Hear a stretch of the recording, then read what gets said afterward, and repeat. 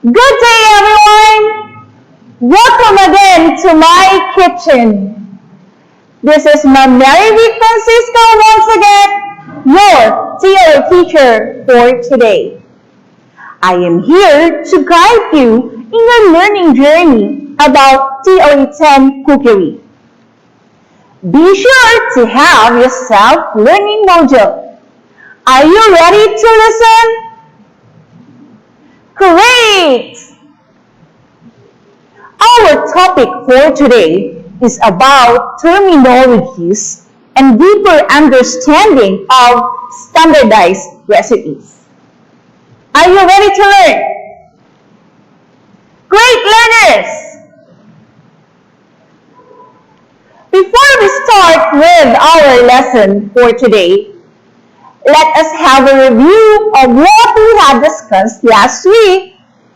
We had learned about physical structures and composition of egg. This illustration shows the physical structures of the egg. Can you identify it again? Let's see.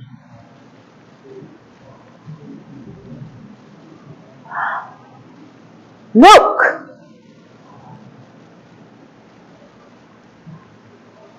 What is this part?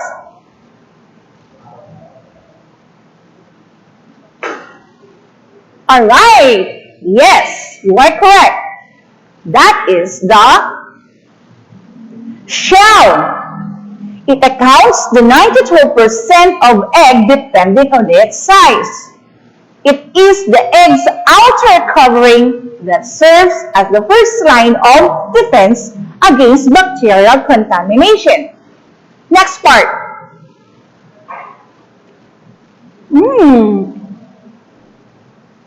Yes, you are correct. This is chaliza. It looks like ropey strands at both sides of the egg. Chaliza sometimes was mistaken as egg imperfections, which of course not. The more prominent the chalizae, the fresher the egg is. How about this part? Yes, you are correct. Albumin or the egg whites. Alright. So, it accounts for 67% liquid weight of an egg. The albumin produced by the oviduct and consists of 4 alternating layers and thin consistencies. They are designated as the inner thick white, inner thin white, outer thick white, and the outer thin white. The albumin refers to the whites of an egg, while the albumin refers to the water-soluble protein found in the whites of eggs. There are 2 types of albumin. We have the thin albumin and the thick albumin. How about this part?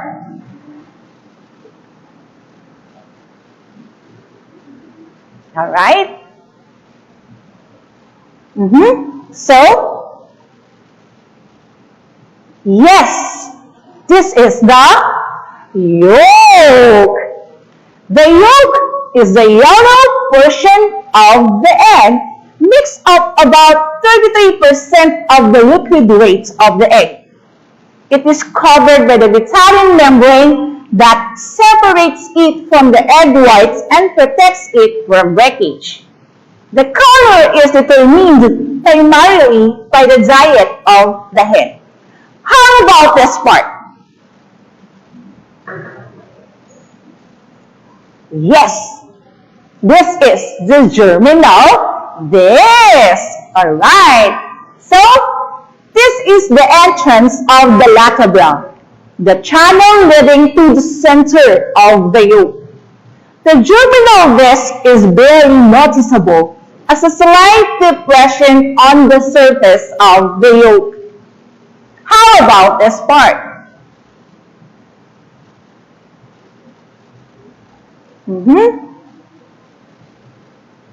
Alright.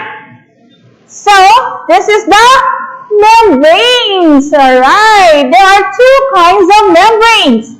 We have the inner shell membrane that sticks to the albumin, and we have the outer shell membranes that stick to the shell.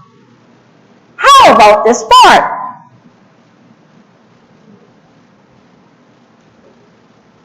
Yes, this is the air cell. This is the part or the space between the egg white and the shell. It happens when the egg cools from the first laid, the contents contract, and the inner shell membrane separates from the outer shell membrane to form the air cell. Alright, so let us now proceed to our topic for today. The learning competency of this lesson is to: the learners demonstrate an understanding in preparing and cooking egg dishes. For the learning outcome 1.2 is to identify and prepare ingredients according to standard recipes. For the content standard, the learners demonstrate an understanding in preparing and cooking egg dishes. For the performance standard, the learners independently prepare and cook egg dishes. Alright, to start with our lesson for today, let's play a game. This game is entitled Word Search. Arrange the letters to find the keywords that are hidden in the grid.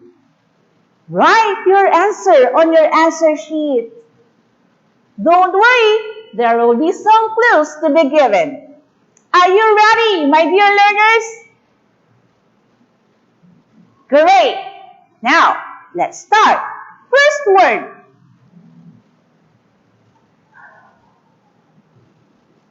This is the clue. It is a set of written instructions used to consistently prepare a known quantity and quality of food for a specific location. Two words. Write your answer.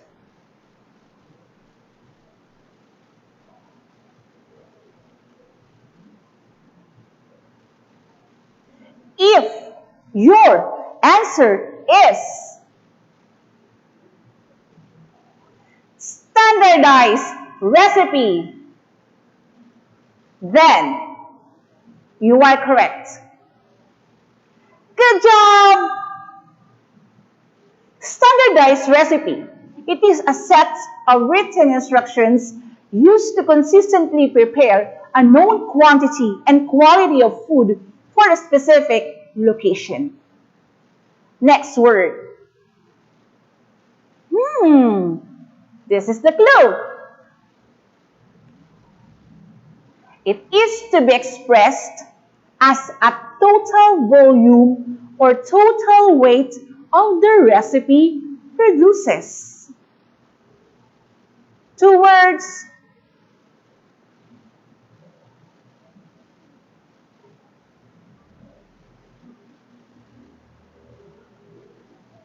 Then, if your answer is standard yield, then you are correct. Standard yield. It is to be expressed as a total volume or total weight the recipe produces. Next word. What is the word? This is the clue. It is every plate of a given dish that leaves the kitchen will be almost identical in weight, count, or volume. 2 words. Write your answer.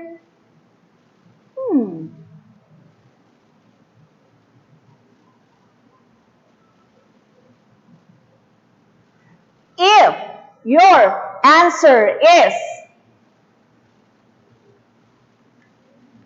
standard portion, then you are correct. Standard portion.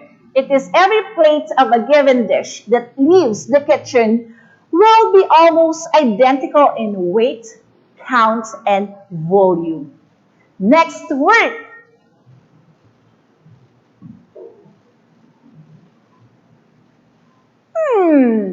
What is the word? This is the clue. This is a one word.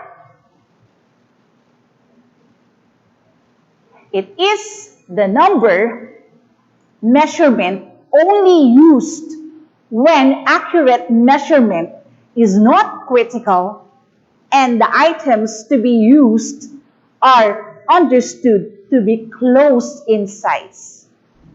One word. Write your answer.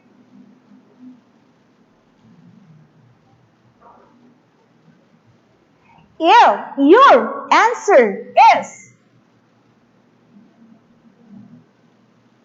count, then you are correct.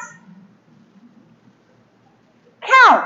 It is the number measurement only used when accurate measurement is not critical and the items to be used are understood to be close in size. Next word.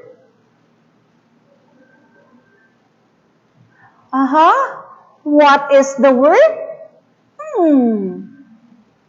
2 words. It is usually used with liquids or fluids because such items are awkward to weigh. Write your answer.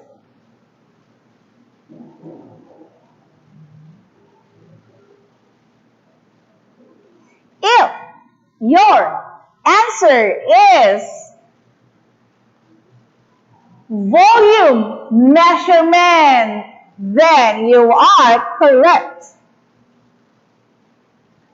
Good job. Next word. Volume measurement is usually used with liquids or fluids because such items are awkward to weigh. Next word. What is the word? 2 words. This is the clue. It is the most accurate way to measure ingredients or portions. Write your answer.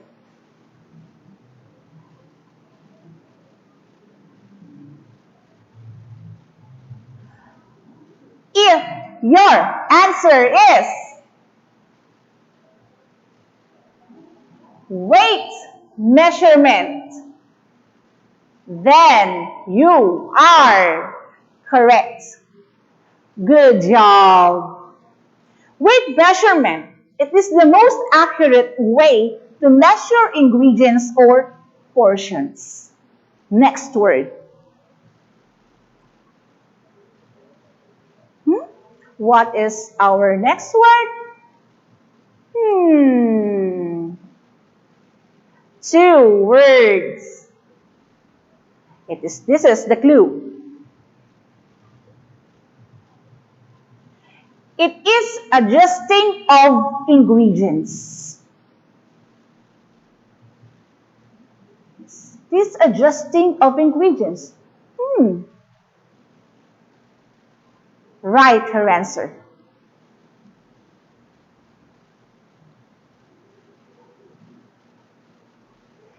If your answer is conversion factor, then you are correct. Good job. All right. So conversion factor, it is adjusting of ingredients. Next word. What is the word? 3 words. This is the clue. It is the most common way to adjust recipes. Write your answer.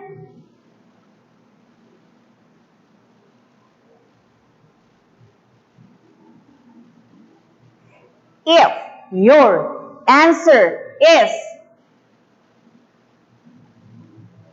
conversion factor method, then you are correct. Good job. Conversion factor method, it is the most common way to adjust recipe. Alright, great job, learners. You really did a great job on that. Alright, now, let's discuss about the standardized recipe. But we have to define first what is a recipe. Do you have any idea? Alright, so allow me to give you the definition of recipe. Alright, so what is a recipe? Recipe is one of the most versatile and hard-working tools in the professional kitchen. The ability to read a recipe correctly and use it as the basis of a variety of calculations is critical to a chef's success. Alright. Okay, so strong math skills are necessary when it comes to interpreting and carrying out recipes correctly. Yes, you heard it right, my dear learners. There is a math in cookery. So, same thing with the fundamental operations in mathematics. The fundamental operations a chef must know are the following: addition, subtraction, division, and multiplication. But there are many more mathematical skills a chef needs as well. Why math? Because here in cookery, we will encounter measurements, temperature, quantification, and costing. Alright, so let us now define what is a standardized recipe. It is a set of written instructions used to consistently prepare a known quantity and quality of food for a specific location. It will produce a product that is close to identical in taste and yield every time it is made, no matter who follows the direction. What makes a good standardized recipe? Alright, so to give you a deeper understanding of the different parts of the standardized recipe, we have prepared a sample menu. Alright, so let us now Identify the different parts of a good standardized recipe. First, the menu item name. Yes. It is the name of the given recipe that should be consistent with the name of the menu. Okay, next.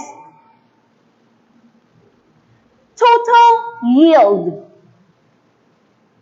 It is the number of servings or portions that a recipe produces, and often the total weight or volume of the recipe. Okay, next. The portion size is what? It is the amount or size of the individual portion. Next. We have also the preparation procedures.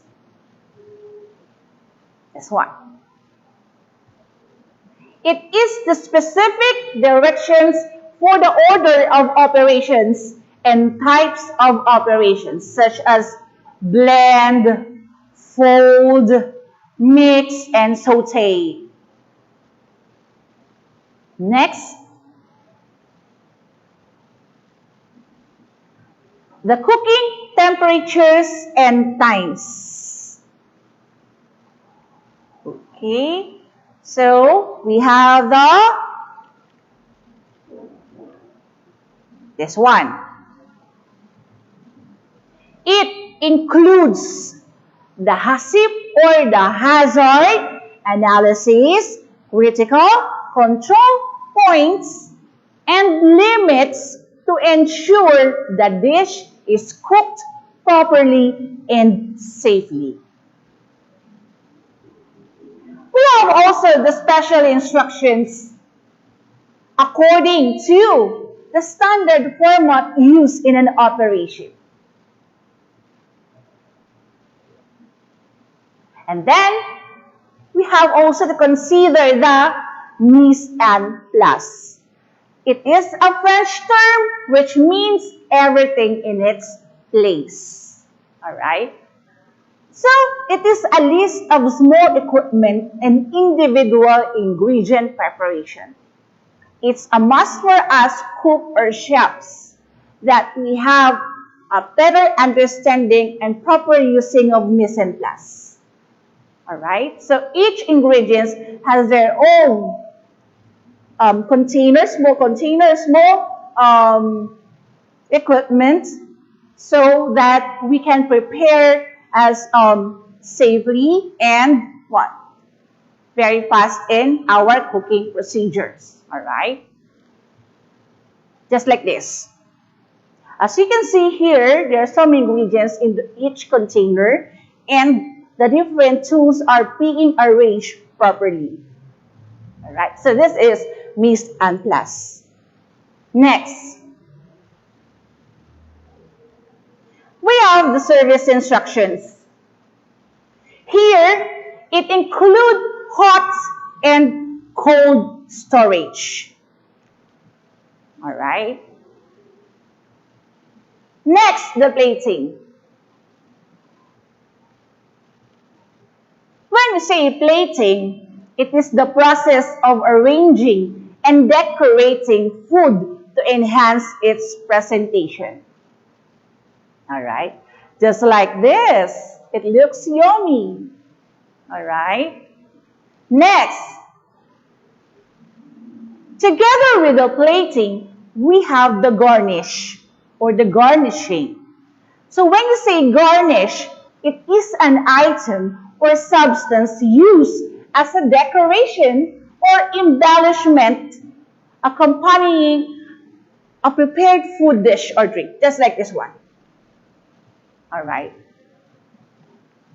In addition to the list, standardized recipes may also include recipe costs or the costing, nutritional analysis or the nutrient value of the recipe, variations, garnishing and presentation tips, Word simplification tips, suggested accompaniments or companion recipes, and photos, or the what we so-called food photography. Terminology within the standardized recipes should be at the skill level of the employees or the students. For example, you're going to instruct an employee to melt butter and whisk with flour. So instead of saying for the new employee, make a roux, R-O-U-X. Roux is a French term which means a combination of melted butter and flour. Alright, so if more appropriate for a specific operation. And finally, you have to consider also the equipment, the availability of the equipment that we will going to use. The temperatures, the time, and how we are going to adjust with the facility that we have.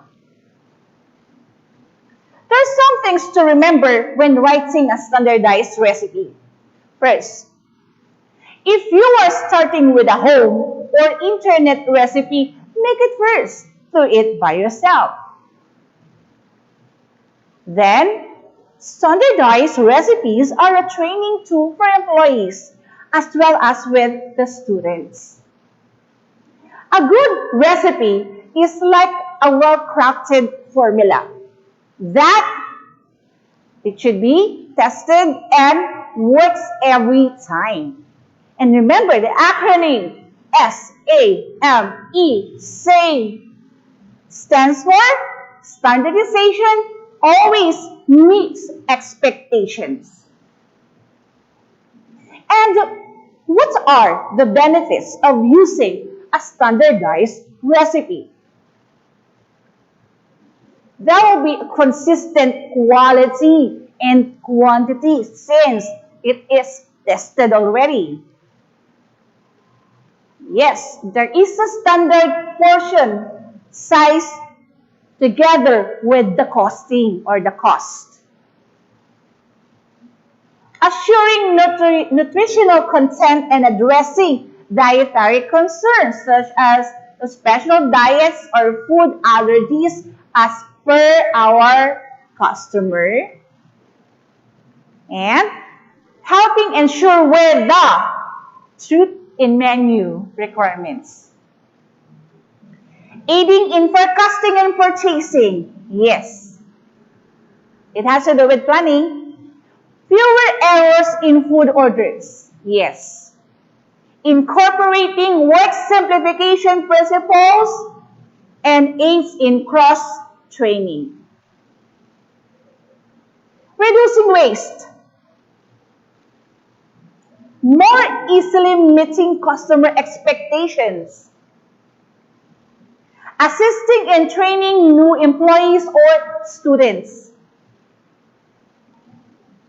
Incorporating HACCP or Hazard Analysis Critical Control Point principles. Now, learners, let's have an activity.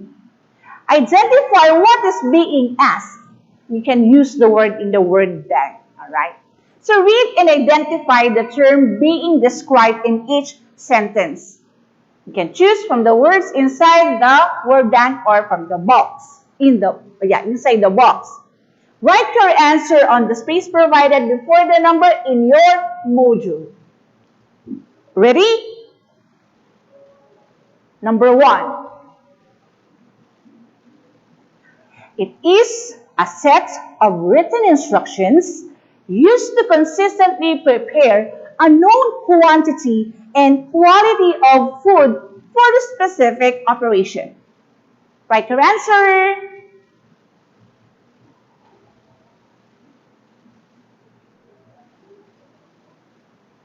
Now, if your answer is standardized recipe, then you are correct. Good job. Next, number 2. Used to reduce or expand the number of servings a recipe will yield? Write your answer.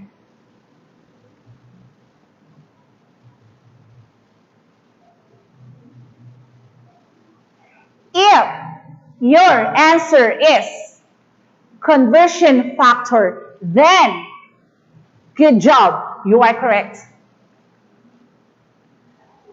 Number 3, the total amount, the weight, the volume, or the count of product may be made by a recipe.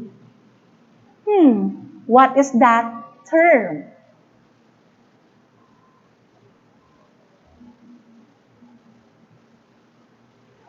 If your answer is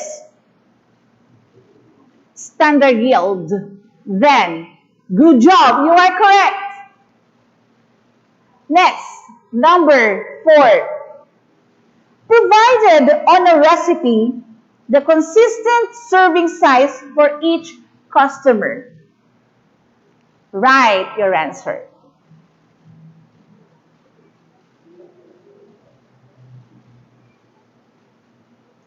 If your answer is standard portion, then good job, you are correct.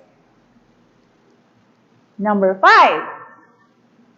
An organization system for kitchens, meaning everything is in place. Write your answer.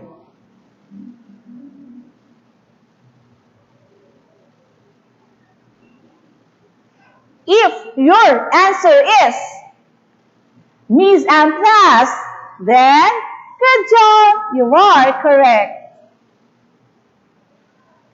Great job, learners! You really did a great job on that. Now, be ready on your assignment. Here is your assignment number 1. Read and answer the following questions in a 1-0 sheet of paper. Number 1. Why is using standardized recipes an important cost control tool for food service operations? For number 2, what are the benefits of using standardized recipes in food service operations? Then number 3, why is it important to understand the difference between volume and weight measurements when developing recipes? Alright, so that will be all for today. Once again, I am a Mary Vic Francisco, would like to say, a recipe has no soul. You, as the cook, must bring soul to the recipe. That is from Thomas Keller, an American chef, restaurateur, and cookbook writer. Thanks, learners, for listening. Once again, it is more fun in the kitchen. See you next time.